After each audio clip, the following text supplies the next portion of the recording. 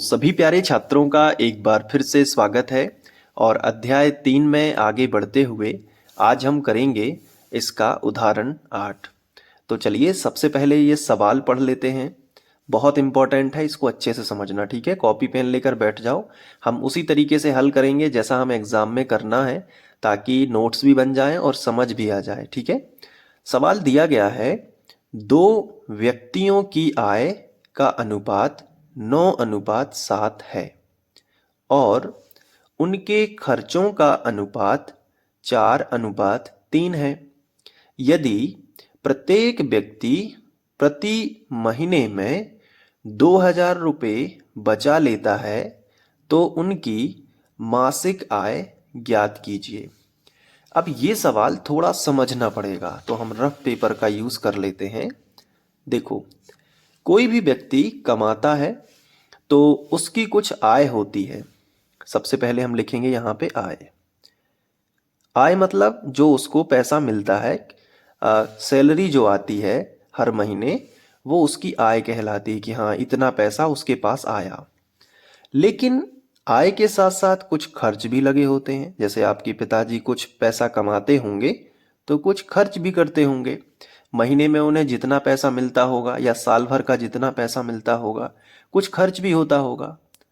तो हम महीने का करेंगे क्योंकि सवाल में मासिक खर्च मासिक आय ज्ञात करनी है।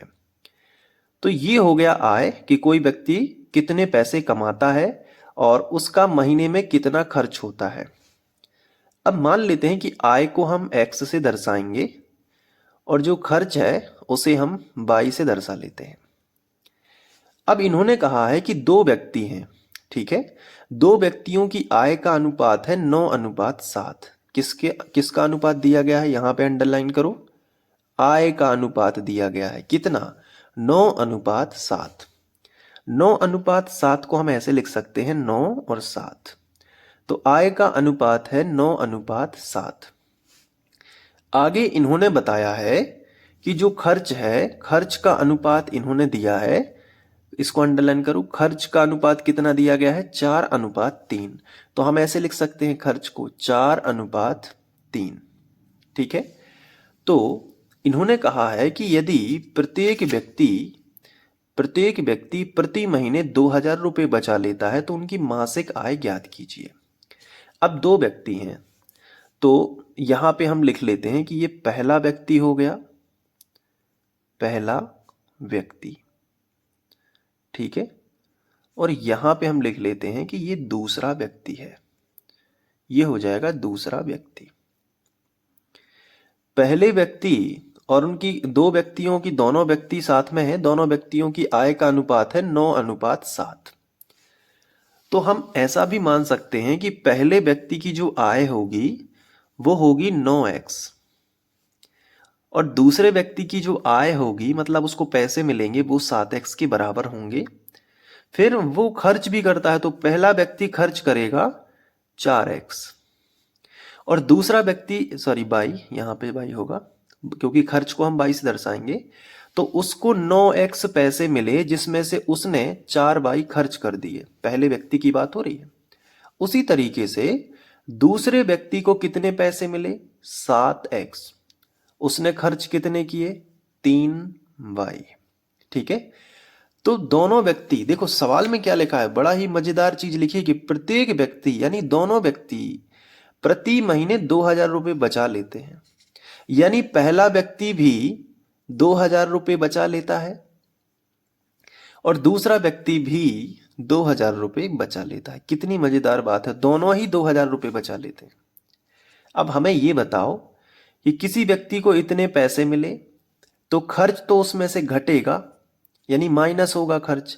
जितने पैसे उसको मिले उसमें से खर्च उसका माइनस होगा, उसके बाद ही जो बचा पाएगा वही रहेगा। तो समीकरण तो यही बनेगा ना, यही बनेगा कि नहीं। इसी तरीके से दूसरे व्यक्ति को 7x मिल रहे हैं लेकिन वो 3y खर्च करता है, फिर भी वो 2,000 रुपये बचाता है, तो खर्च जो करेगा वो माइनस में ही होगा। जैसे मान लो आपके पिताजी को 15,000 रुपये महीने मिल रहे हैं। अब उसमें से मान लो कि 5,000 खर्च कर लिए उनने, तो खर्च जो करेंगे वो माइनस में जाएंगे ना। तो खर्च होगा तो बचेगा कितना, 10,000। यही चीज है कि उनकी जो आय थी वो 9:7 दी गई थी, यानी पहले व्यक्ति की आय 9 थी तो दूसरे व्यक्ति की आय 7 थी। लेकिन आय को अगर हम x अमाउंट मान लें तो पहले व्यक्ति की आय 9x हो जाएगी तो दूसरे व्यक्ति की आय 7x हो जाएगी। पहले व्यक्ति का खर्च 4y हो जाएगा, दूसरे व्यक्ति का खर्च 3y हो जाएगा, क्योंकि खर्च का अनुपात 4 और 3 में है। तो अगर खर्च को बाई अमाउंट मान लें तो 4y और दूसरा व्यक्ति की खर्च जो है वो 3y हो जाएगा। अब आय में से हमेशा खर्च घटता है और दोनों सेविंग कर रहे हैं 2000 रुपए की, यानी दोनों 2000 रुपए बचा लेते हैं। ये सवाल का पूरा सारांश है जो मैंने आपको समझाया। अब शुरुआत कैसे करेंगे इसकी, देखो अपन मानेंगे कि माना दोनों व्यक्तियों की आय 9x और 7x है, ऐसा लिखेंगे। और साथ में मानेंगे कि दोनों व्यक्तियों के खर्च 4y और 3y, मतलब दोनों व्यक्तियों का जो मासिक खर्च है वो 4y और 3y है, और दोनों व्यक्तियों की मासिक आय 9x और 7x है। तो अब जैसे ये सब तो रहेगा नहीं पेपर में, तो कैसे करोगे, यहीं से देख के करोगे। दोनों व्यक्तियों की आय का अनुपात कितना दिया गया है, 9:7, और ये आय कौन सी है, ये मासिक आय है। कौन सी है, मासिक आय। यहीं से लिखना स्टार्ट करो। लिखोगे, पहले लिखोगे हल, फिर माना लिखोगे। क्या लिखोगे, माना, क्योंकि एक्स वाई के रूप में हम मानेंगे। तो माना, फिर नीचे लिखेंगे दोनों व्यक्तियों की मासिक आय। तो इस तरीके से हमने लिखा दोनों व्यक्तियों की मासिक आय। यहां से देख के लिखना 9x और 7x। ठीक है, सवाल तो आएगा पेपर में। तो 9x व 7x है, इतना कर लोगे। ठीक है, फिर लिखोगे दोनों व्यक्तियों की या का मासिक खर्च। तो इस तरीके से हमने लिखा कि दोनों व्यक्तियों का मासिक खर्च, खर्च यहां देख के लिखोगे 4y और 3y। इसमें x मत लगा देना, क्योंकि x यहां मान लिया तो इसको y मान लो। तो क्या हो जाएगा, 4y व 3y है। तो इसके बाद क्या लिखोगे, तब प्रश्नानुसार। यहां पे हम लिखेंगे तब प्रश्नानुसार। अब प्रश्न को पढ़ेंगे और आपको अच्छे से लिखना है। ठीक है, देखो क्या है प्रश्न। प्रश्न कह रहा है कि प्रत्येक व्यक्ति प्रति महीने 2000 रुपये बचा लेता है। तो मतलब पहला व्यक्ति 9x रुपये कमाता है। तो यहाँ पे हम लिखेंगे कि पहला व्यक्ति 9x रुपये कमाता है, लेकिन 4y वो खर्च भी तो कर देता है। तो माइनस क्या कर देंगे, 4y। फिर भी वो कितने रुपए बचा लेता है, तो फिर भी वो 2000 रुपये बचा लेता है। ये बनेगा अपना समीकरण 1। उसी तरीके से इसमें से इसको घटा के 2000 लिख दो बराबर में, क्योंकि दूसरा व्यक्ति 7x रुपये कमाता है। तो दूसरा व्यक्ति 7x रुपये कमाता है, लेकिन 3y वो खर्च भी कर देता है। तो माइनस में कितना हो जाएगा, 3y, और फिर वो 2000 रुपये फिर भी सेविंग कर लेता है, यानी बचा लेता है। इसको हम समीकरण 2 बना देंगे। अब समीकरण बन जाएंगे तो फिर विलोपन विधि से करना कौन सी बड़ी बात है, क्योंकि अब विलोपन विधि बनती है तो विलोपन विधि से करिए, बहुत सरल विधि है। तो अब क्या करेंगे, विलोपन विधि में क्या होता है, ये दोनों समीकरण है ना, तो हम बाई के गुणांकों को समान करेंगे। जैसा कि मैंने पहले वाले वीडियो लेक्चर में आपको विलोपन विधि बहुत अच्छे से सिखाई है। तो विलोपन विधि कैसे करते हैं, देखो हमें बाई के गुणांकों को विलुप्त करना है, यानी उनको समान बनाना पड़ेगा। तो ऊपर वाले समीकरण में देखो बाई कहाँ पे लिखा है, ये है, और बाई का गुणांक कितना है, 4। चिन्हों को नहीं देखना कि माइनस का 4 है कि प्लस का 4 है, वो मत देखना, केवल संख्या देखो कितनी है, 4 है। नीचे वाले समीकरण में भी बाई के पास कितनी संख्या है, 3 है। तो ये 3 का गुणा ऊपर वाले समीकरण में हर पद में कर देना। देखो 3 पद हैं, पहला पद, दूसरा पद, तीसरा पद, तीनों पदों में ये 3 का गुणा होगा। और ऊपर वाले समीकरण का जो बाई है ना, उसका जो गुणांक है 4, वो नीचे वाले समीकरण में गुणा करेगा। तो चलिए लिखते हैं, क्या लिखोगे, समीकरण 1 में, समीकरण 1 में कितने से गुणा बताओ। समीकरण 1 में कितने से करोगे, नीचे वाले बाई के गुणांक से, कितने से, 3 से। तो समीकरण 1 में 3 से गुणा। ठीक है, और बताओ समीकरण तथा, बीच में तथा लिखते हैं, ठीक है, तथा। अब बताओ समीकरण 2 में कितने से करोगे, तो समीकरण 2 में बताओ कितने से करोगे। समीकरण 2 में करोगे ऊपर वाले बाई के गुणांक से, यानी 4 से। चिन्ह से नहीं करते, केवल संख्या से करते हैं। तो समीकरण 2 में 4 से, फिर लिखेंगे गुणा करने पर, गुणा करने पर। ठीक है, क्लियर है ना। चलो 3 से करो पहले, तो क्या आएगा 3 से करेंगे तो, 3 से करो, इसमें 9 तिया 27x, तो यहाँ पे हम लिख लेंगे 27x। फिर माइनस लगा है तो माइनस, जो चिन्ह रहेगा चिन्ह सेम वही रहेगा, चिन्हों का गुणा कभी नहीं होता है। 3 का करो 4 तिया 12 बाई, तो यहाँ पे हो जाएगा 12 बाई। फिर बराबर है तो बराबर लगा दो, फिर 3 का करोगे तो 2 तिया 6 हो जाएगा, यानी 6000 हो जाएगा ये पूरा। 1 2 3 0, और एक नया समीकरण मिलेगा तो इसे हम समीकरण 3 बना देंगे। ठीक है, कितना बना देंगे, समीकरण 3 बना देंगे। अब इसी तरीके से 3 का तो हो गया, इसमें इसमें और इसमें, अब 4 का करो, इसमें इसमें और इसमें, तो करो फिर 4 सत्ते 28, तो यहाँ पे आ जाएगा 28x। फिर माइनस लगा है तो माइनस लगा दो, फिर 4 तिया 12 बाई, देखो बाई का गुणांक हो गया ना समान, और बराबर लगा है तो बराबर लगा दो, फिर 4 दूनी 8, तो 8000। इसके बाद इसे हम समीकरण बना देंगे 4। ठीक है, अब देखो, अगर बाई का गुणांक समान हो गया, देखो बाई का गुणांक यहाँ भी 12 है, यहाँ भी 12 है, लेकिन ये कट नहीं रहे अभी, क्योंकि दोनों के समान चिन्ह है, तो ये तो जुड़ के 24 हो जाएंगे।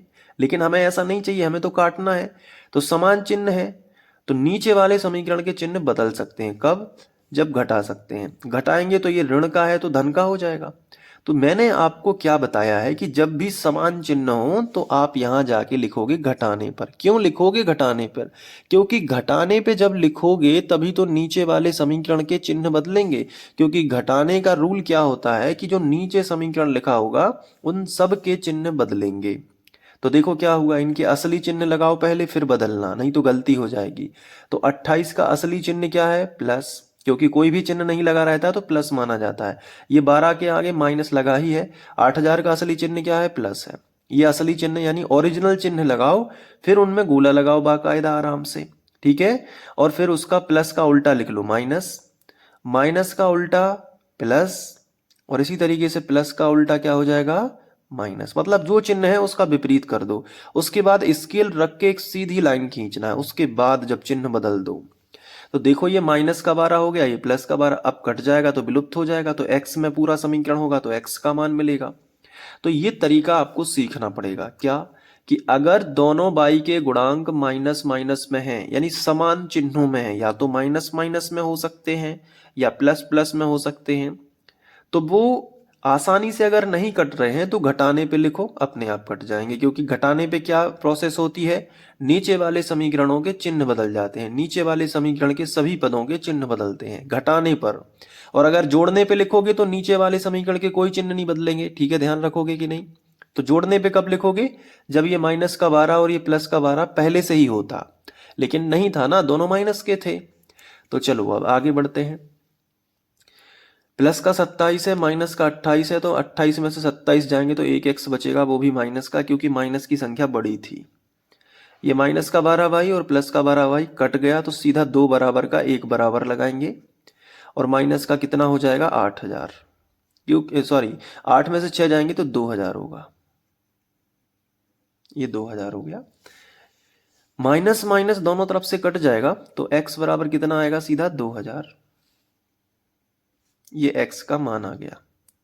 x का मान जो भी आता है वो समीकरण 1 में रखते हैं तो y का मिलेगा। तो आगे हम लिखेंगे कि x का मान समीकरण 1 में रखने पर, समीकरण 1 में रखने पर,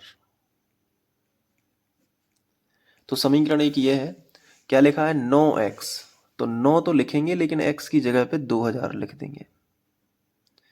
ठीक है, और माइनस समीकरण 1 में और क्या है, समीकरण 1 ये है, देखो माइनस का 4y बराबर 2000, तो माइनस का 4y बराबर 2000, तो 9 दूनी 18 और 000 माइनस 4y बराबर 2000।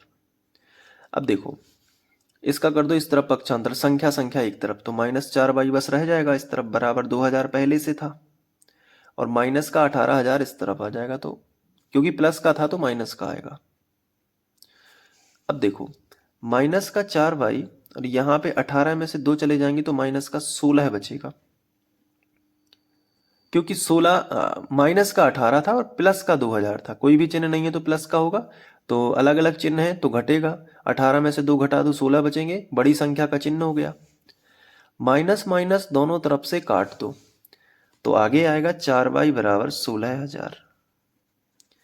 तो गुणा वाली संख्या बटे में, तो y बराबर कितना हो जाएगा 16,000 बटे 4, 4 चौके 16 है और 3 जीरो ज्यों का था।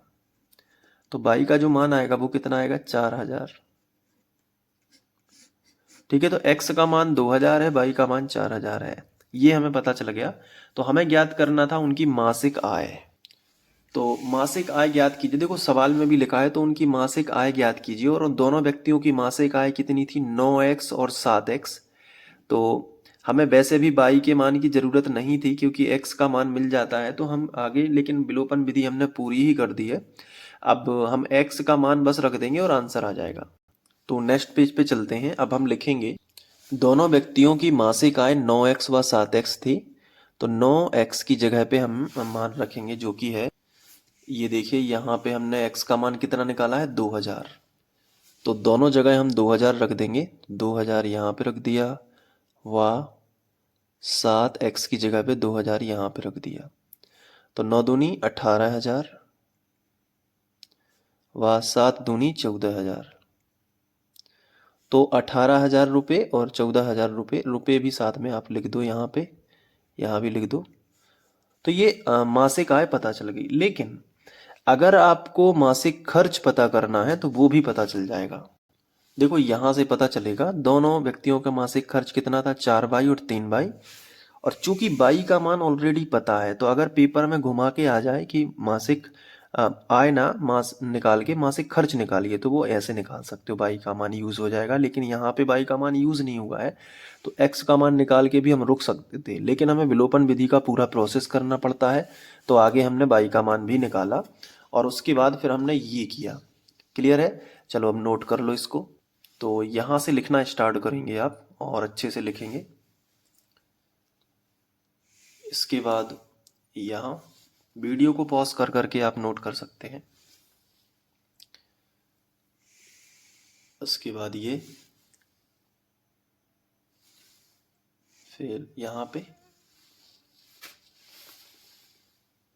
फिर यहाँ पे। क्लियर है? बन जाएगा ना? प्रैक्टिस कर लेना अच्छे से। और आगे के सारे वीडियो आपको प्लेलिस्ट में मिलेंगे, तो डिस्क्रिप्शन ज़रूर चेक कर लेना, या यहाँ पे मैं आई बटन में लगा दूंगा। ठीक है, यहाँ पे आपको प्लेलिस्ट की स्क्रीन दिखेगी, क्लिक मारना, सीधा प्लेलिस्ट पे पहुँच जाओगे। मिलते हैं नेक्स्ट वीडियो लेक्चर में। Thank you.